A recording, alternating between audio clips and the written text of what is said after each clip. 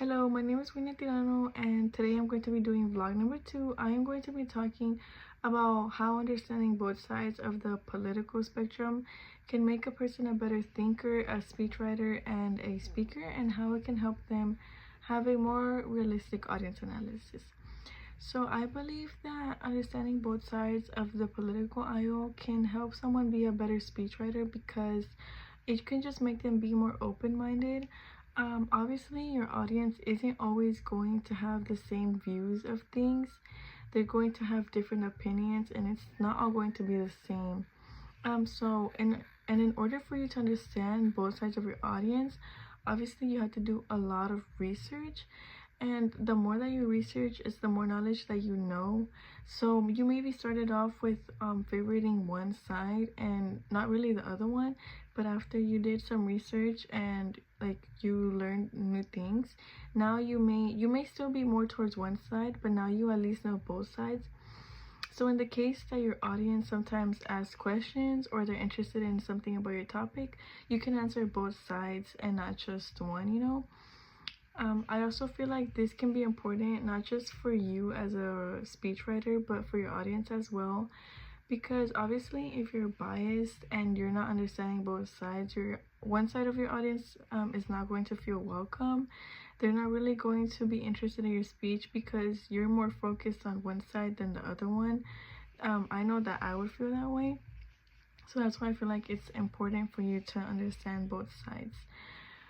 After reading the audience analysis chapter of our textbook, an example of a speech that I believe I've seen in person where the speaker had a poor understanding of their audience was actually when I was in middle school. We were actually provided with laptops. Like, we all had our individual laptops. They belonged to us. We took care of them. We took them home. It was to help us to do our work, right? And during this time, a lot of kids were actually destroying the computers. They were pouring food on them. They were destroying school property. They were vandalizing them.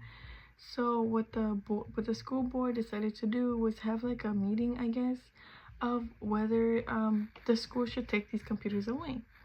Obviously, I understood why, because the kids were taking this for like granted.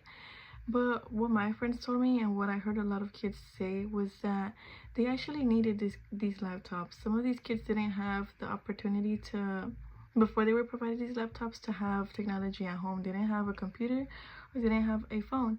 So them being given laptops actually helped them a lot with doing their work because they didn't have the opportunity before. And sorry. And so what I felt like the school board should have done was, instead of just focusing on like the kids who were doing these these actions about destroying the computers, they should have focused on the kids who actually needed these laptops.